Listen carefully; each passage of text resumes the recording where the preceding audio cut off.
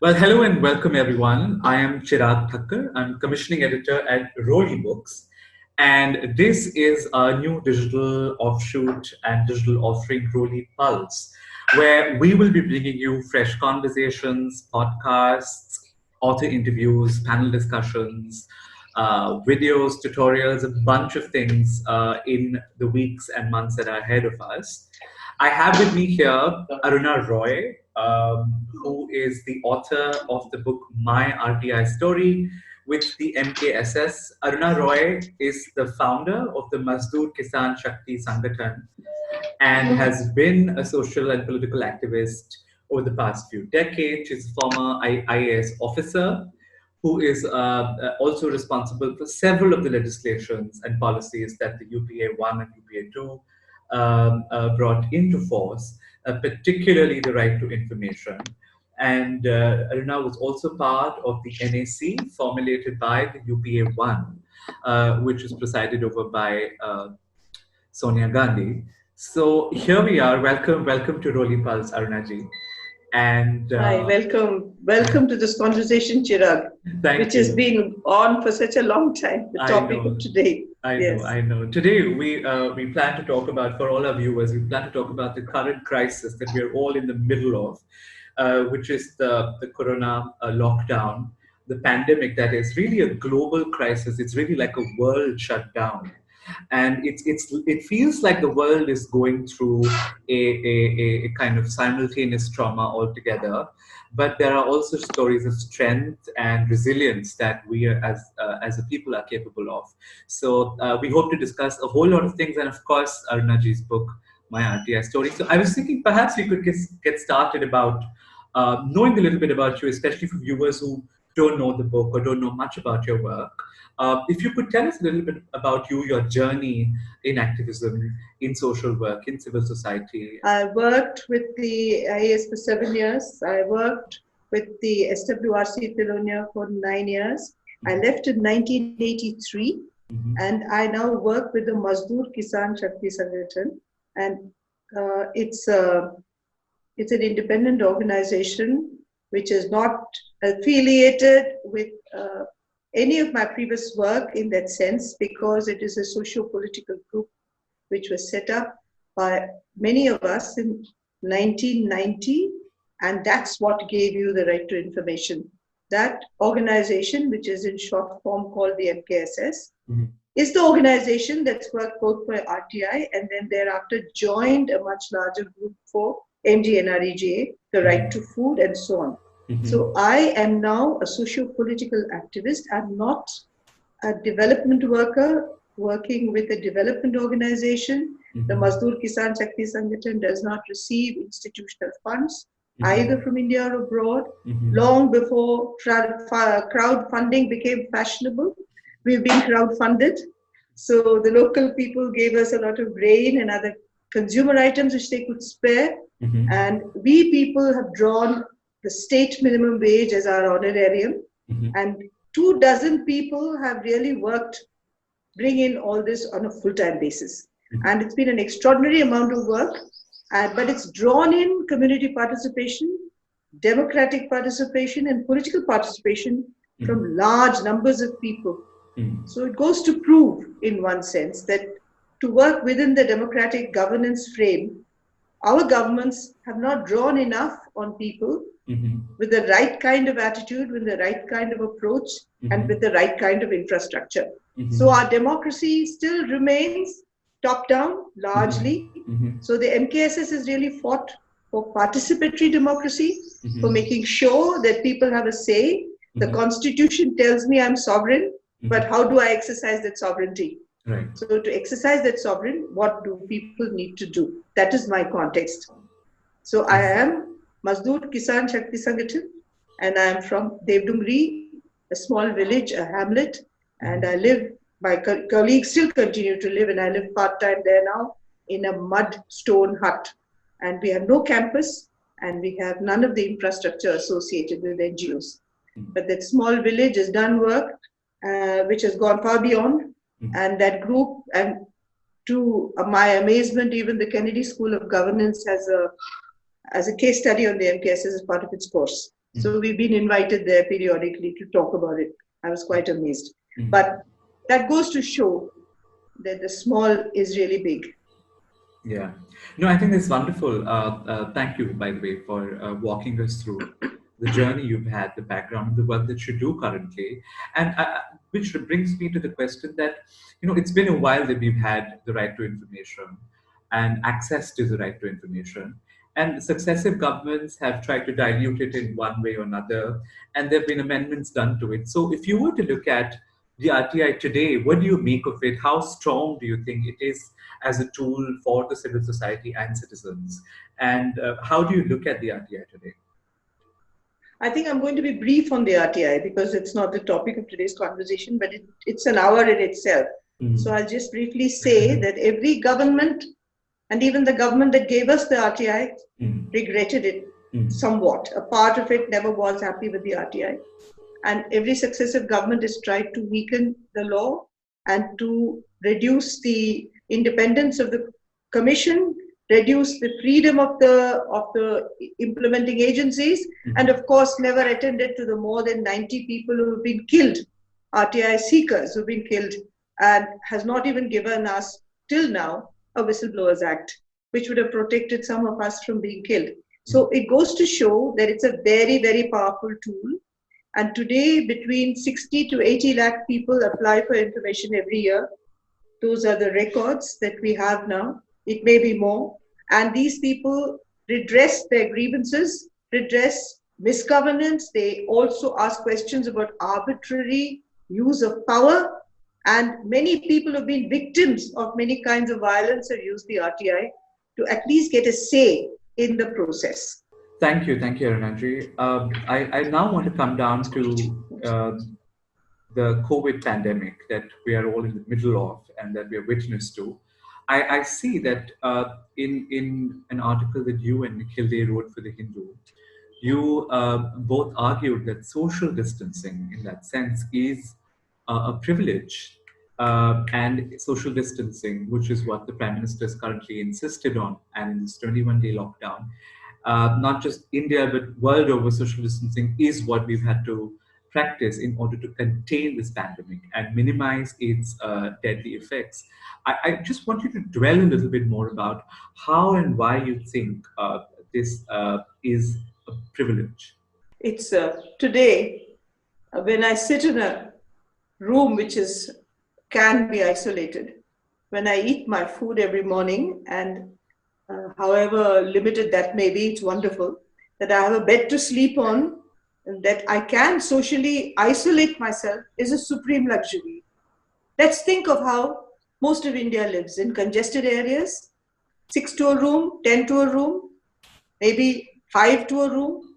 People who are in the smaller colonies of New Delhi, in the smaller colonies of Mumbai and Chennai and Bangalore and every other city, how much space do they have to observe this kind of distance? So the thing that I think the government has totally missed is that we live in many different ways and our lifestyles are different. Our accommodation is different, our food access is different, and our incomes are different. So in a sense, social distancing is only possible if you have social security. If you don't have social security, if you don't have the basic minimums that we've been guaranteed since 1947, social distancing is very, very difficult. Yeah, and I think the past week that we've seen this set of images, very disturbing images of migrant workers, heartbreaking images really of migrant workers, Mazdoors from across India, just trying to get home or trying to find temporary shelters despite repeated announcements of the government or failed assurances really. Here in Delhi itself, where I live, you had the Aam Aadmi Party give out multiple calls for shelters and meals being available. But it seems that at the level of systemic planning, we have really failed a large percentage, a large portion of our population that really moves our cities, that really gives our cities and our country its rhythms, its workforce, all the energy, all the labor that goes into building and running and maintenance of cities. It seems like we've failed them, and you saw these horrific images of people just being sprayed upon with toxic chemicals, which really says something about us as a people, as to how we treat our own kind. And it also goes down to say a lot about how we think of them when it comes to policy, how the state itself thinks of these people. I just want you to break down for our readers how significantly wrong were we in our understanding of the plight of these workers, and what should we have done to help them access a safe home, or to help them access food, temporary shelters, or to help them get back home?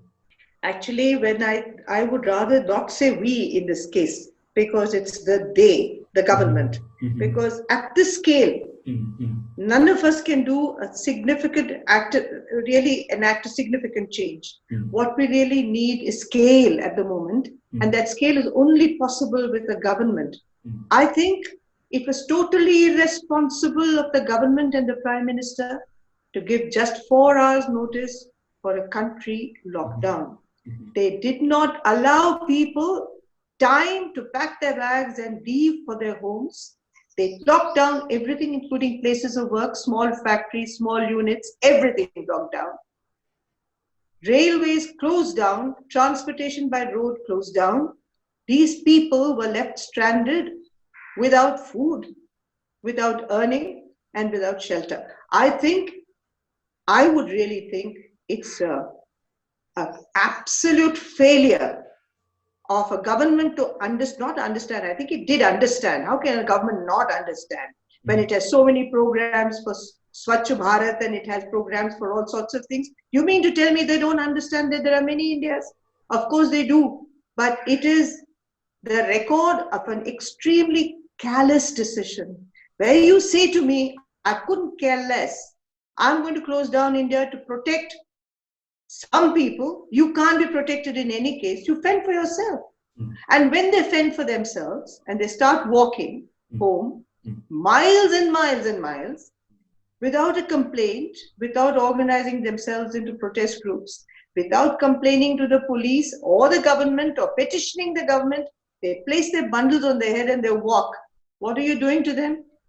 Pulling them like Haryana did in putting them in jails, saying that they should be in camps, where camps are ill-equipped to provide them food or water, shelter, or anything.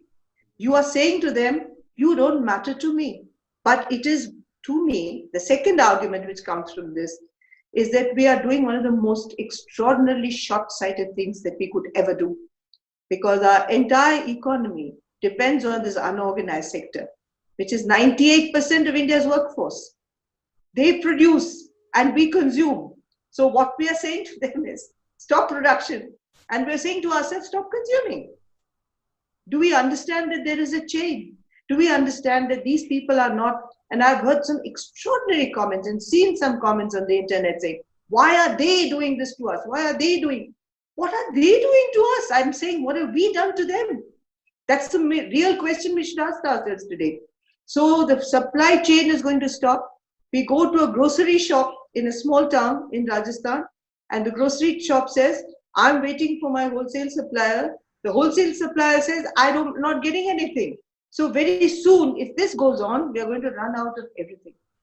So I'm just thinking that I've been hearing stories about the UK, where I have family and friends who say that in Sainsbury's, there isn't enough food on the stock on the shelves. I've been listening to stories from the US saying there are shortages of supply. If in those organized countries, that is the state of affairs, what about us? So we are now really very, very short-sighted in the way we are dealing with our own people. At a humanitarian level, it's a criminal act. At the level of economics, it's an extraordinarily foolish, as they say in Indian English, it's a self-goal. We're killing ourselves in the process. Yeah, I think I hear you, and I think I completely agree with you.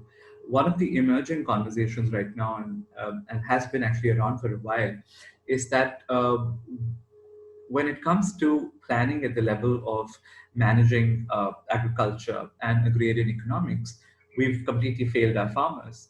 There are numerous reports coming of crop rot. There are numerous reports coming about how mandis have lots of vegetables rotting. Distribution and transport has completely collapsed, and we might be on the doors of a famine. And correct me if I'm wrong here.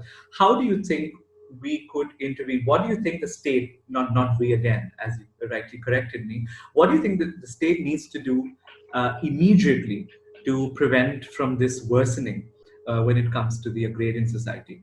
I think first, to look at the management of supplies, there has to be permitted and singular identified traffic to enable the course of supplies to reach certain points. I also think all those factories and all those small factories and big factories and industries which are looking at vital manufacture of vital issues for life and living should be allowed to function with all the restrictions, with social distancing, with masks, with all the various things that are necessary. I also think that we must absolutely allow for one person per family to have a permit to go to the shops to buy whatever are the basic necessities. We must permit farmers and producers similarly, one person per family to take things to the mandi, and therefore we link the chain between the mandi and the seller and the buyer. And these people who take produce to the mandis have to have the facilitation of public transport.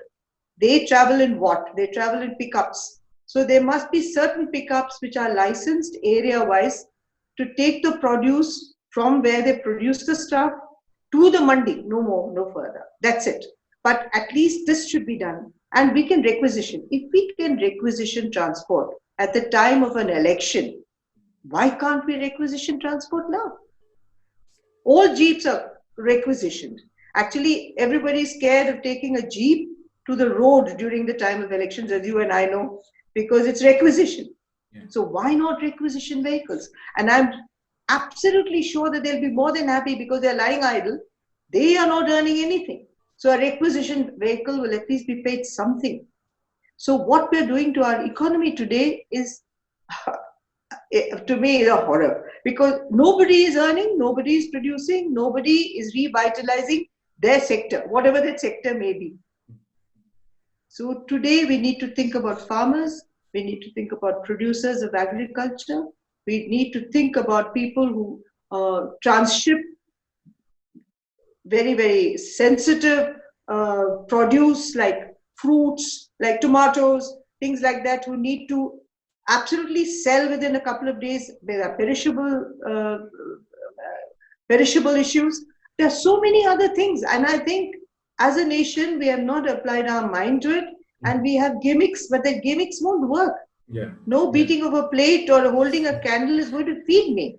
Absolutely. I have to understand that for me, the real issue lies in how well are you managing to feed me, to make sure that I have basic minimum nourishment, also to ensure that I'll have some amount of money in my bank for the coming months when I'm going to be still under stress. Yeah, yeah, and of course, the overriding thing is how do we actually manage to either give adequate stuff to all those people in those camps or take them home. But I will tell you one thing, that the government of India, the government of Delhi did try to send some of these people who walked to their respective places by organizing buses.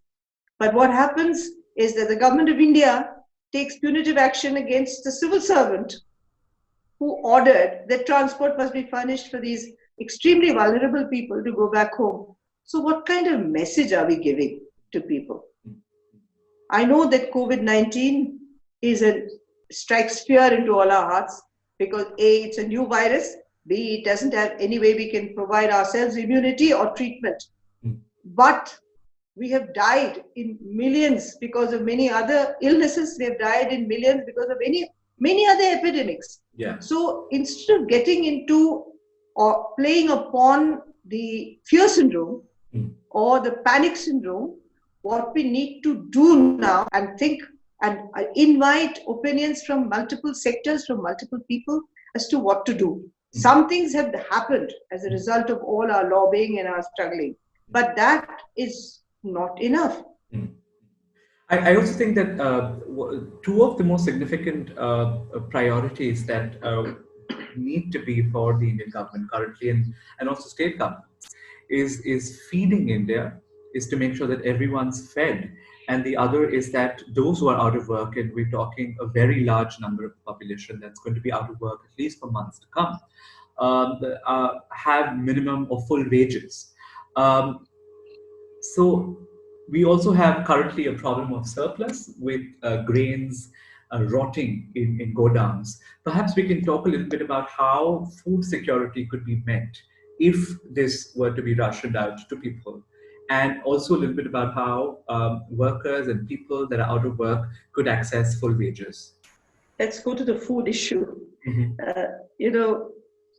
Actually, much of our campaign work started in the late 90s with asking for the godowns to be opened, because at that time we were asking for food and we were told there was no food. So we said, you have a surplus, why can't you distribute it to us? The same question recurs after so many years. I think we don't learn by our mistakes. So I think what government needs to do is this millions of tons of food grain and surplus yet to come, no place to keep it in the godowns of the FCI anymore. Yeah. So we should really and truly give free food in terms of grain, in terms of all the items that are listed in the ration shop to everyone, not only the NFSI group, but to everyone. And we're still doing a beneficiary act. We are not losing grain to the elements. We are, as soon as there's a big rainfall and the grain comes there, it's all rotting. So why let it rot? Give it and do a humanitarian act, gain whatever you want by kudos of having been of service, but the people will feed. I think the best way to do it is to distribute that food. The second obstacle is how do you distribute the food? Because even government officials and the government system is now quarantined. Yeah. So the system itself needs to be guaranteed, some minimum service to be provided. We need to provide, for instance, the MIS of the NREGA in Rajasthan is down because the people who manage the MIS are not reporting because they're scared, because every human being to himself or herself. So we need to provide that, and the food absolutely must reach. First of all, Government of India must decide that allocation will increase and they will go to every individual regardless of whether they are beneficiaries of the National Food Security Act or not. That is a decision Government of India has to take. The state government has to put it into place. The state government has to provide the wherewithal for all kinds of bureaucrats and the lower bureaucrats to provide that food. So it's a whole network. You asked about NREGA. Our demand is that for 2 months, all the NREGA workers who were working and whose cards or job cards are live cards, should be paid 2 months for at the rate of whatever is their leftover wages for the last year till end of March, and for 1 month more, regardless of whether they work or not. Government of Rajasthan has proposed that these people should be responsible for ferrying the food, the grains and so on, from the ration shop to their homes. And that might be charted out as a program. They're discussing it. Whether that becomes the issue or somebody else, or whether they get it sitting at home, they are people who are at the bottom end of the pile. So I think whether food or work, these are, and health-wise, I think largest number of doctors have got COVID-19. So what the hospitals are today is anyone who goes into hospital for any kind of crisis is worried as much about the ailment that they suffer from as from the threat of COVID-19. So we need to set up many more small, the PHCs, the public health centers need to be strengthened. which are in every block. We need to strengthen the auxiliary nurse midwife with more material so that she's been still coming to our villages. So when she comes armed with many other things besides what she's been taking. The ASHA workers, everyone has to be motivated down the line. You see, it's an outreach. You really can't do something sitting in Delhi. The outreach has to be planned, and it could be a bureaucratic nightmare, but I think it's a challenge. And I think if I'd been still in the bureaucracy, would have taken it as a huge challenge and would have devised new methods, and technologies are available today of reaching it to them. And I think the abdication of responsibility in this whole area, in the larger sense, is totally shocking. Political responsibility at the Government of India level. There are more words than actions. I just want to move on to a quick comment before I move on to two other things that I want to focus on.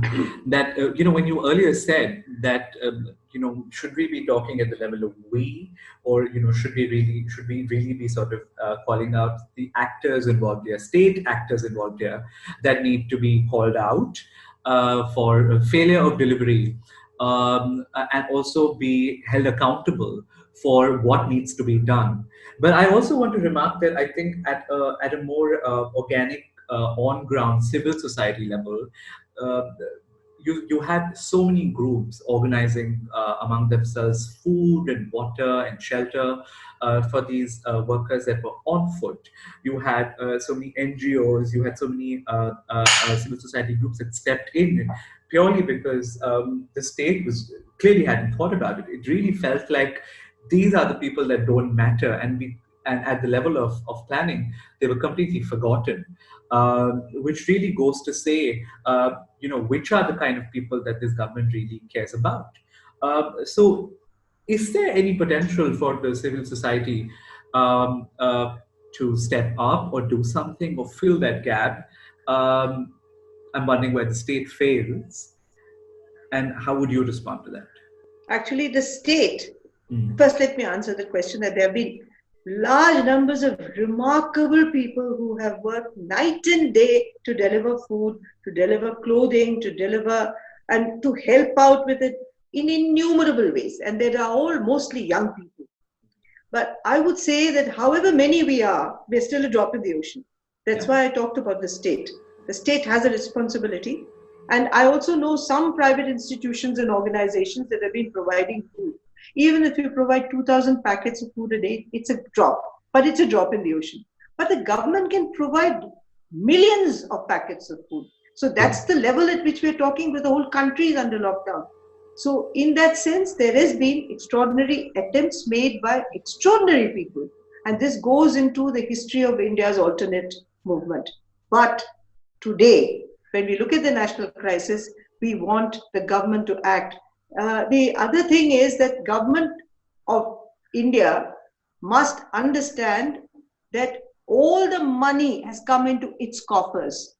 Many big NGOs I know have applied for donors for money, for making masks, for making these sanitizers, for helping with food, with organizing small points at which on the road, when there was the yatra was going back home, to provide them food. But they were all told, we are contributing to the PM's fund. So the PM's fund, so if you look at that, the larger numbers of donations, even from the private sector, is going to the Prime Minister's fund. And we don't know, how much money the Prime Minister's fund has received. We don't know what they're going to do with that fund. That brings me back to the RTI, and where they're going to spend the money, so that we can ask questions.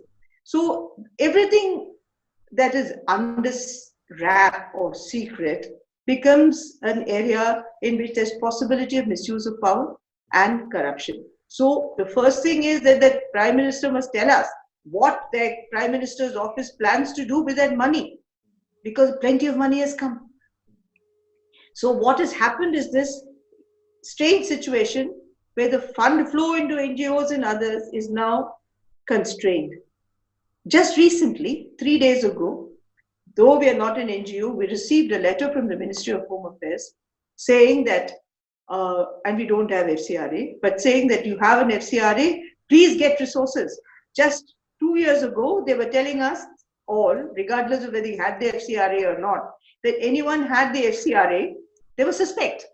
So today we have a strange situation. And in this situation, you see the politics play itself out. So today, because of the constraints and the kind of stringent views of the government, many people who had FCRAs kind of shied off from the FCRA for fear of reprisal. So I don't know how many of them can activate the FCRA to get foreign funding for relief for India. So that is a letter I thought I would mention it because it struck me as a very strange kind of phenomenon. Yeah. Because it goes back on all the stated public statements on NGOs with FCRA, but they have sent out a feeler. So I think today we need to act as a country. To act as a country, we need the government to listen to the voices of need, and we want them to listen to the voices of people. We have started on the wrong foot because with that 4 hours notice, we have said very clearly, the government has said very clearly to us that they couldn't care a jot what happens to us. Then it's more important today than ever before that we see reality. We don't want statements, we don't want symbolic events, that doesn't make any difference. We want action and we want money. And I think state governments must be given the money and the freedom to spend the money and report with full transparency and accountability to the people and to the Government of India. Government of India sitting in Delhi cannot absolutely either disperse the money or ensure that it reaches the last person. In Rajasthan, district collectors. Go on. I'm sorry. Go on. Rajasthan district collectors it's been decentralized to the level of a district collector, but even the district collector is too big. So you can imagine how very insignificant the Government of India is when it wants to reach people at the grassroots, people who are in the camps or anywhere else. No, I think that's very well said, Arunaji. I think this kind of demand for action and call for accountability and in a sense, a devolution of fiscal responsibility and fiscal autonomy to the states is a demand that a lot of people across the board have been articulating. And I just want to move on to how, if and when we do come out of this mayhem, when this is passed and, we've got control over the situation, once the vaccine is in place, we've been able to contain the pandemic and manage the situation better. Do you have any hopes about how we might be demanding more state-of-the-art hospitals and we might be demanding better network of healthcare structures and better healthcare from this government than statues or a more sort of pretty-looking revamped central vista, which I'm not sure if it is at all. It should be the priority of a government that's managing a pandemic with the kind of economic record it's had. Do you have any hopes about people sort of rising to the occasion and demanding the more sort of pressing real issues and real tangible things from this government, in this instance healthcare, once we're out of this? Actually, healthcare has been a demand forever from all of us, saying that we want public health. We do not want private healthcare, and we don't want insurances, and then to claim that they have provided healthcare by setting up insurance companies. This is what has happened. We don't want that. We want direct public healthcare, much like the National Health Service in Great Britain, where you really have genuine public healthcare. That's what we want, where you go to a hospital and you get attended to. So if the Government of India really wants to go ahead with prolonged care of its people, it has to ensure that public health becomes a priority, that its entire hospital system is revamped, and even if we don't get a state-of-the-art, at least we get a reasonably clean, good hospital at the PHC level, we get, good, reasonably clean hospital at the sub-district levels, at the district levels, that there is attention, there are enough doctors. That would be a godsend. And actually, we really need to look at basic health. They've always wanted basic health. And then finally, the Prime Minister and his team will have to look at the percentage of money They want to give from the national exchequer, where we are so dismally financed now. Healthcare is one of the lowest spending areas for this government, for previous governments as well. But this government, with all its promises and all its symbolic gestures, should, as you rightfully say, stop making statues, stop boasting about them. Who cares about a statue? And the Central Vista should not be touched, in my opinion. It's history. It's a UNESCO site. Why are we touching the Central Vista? Yeah. And we don't want the Central Vista. Today, with an economy which is totally sliding down, we want public health, we want employment, we want all these things attended to, which will ensure a better India. Today, India is reaping the investment we made in all this 20 years ago. Nothing happens overnight. So we are reaping the benefits of the 90s today. And we should really be serious about the disasters that will strike us in the coming decade. Mm-hmm. And I just want to sort of end this chat on a note for a preparedness and management towards a possible similar outbreak in the future. What are the things we want to avoid going forward as a sort of as a large democracy that India is? What are the things that need to be prepared for? What are the mistakes we want to avoid? How do we be better prepared for this in the future? If you could sort of succinctly summarize, what are the things we need to be prepared? I don't know whether I can be succinct or summarized because it's really it's looking like an astrologer's map. I really don't know how much I can do, but I will try. But because this virus has come from abroad, but we can easily generate our own virus. I mean, these are conditions where universally we are not looking at public health as an important issue.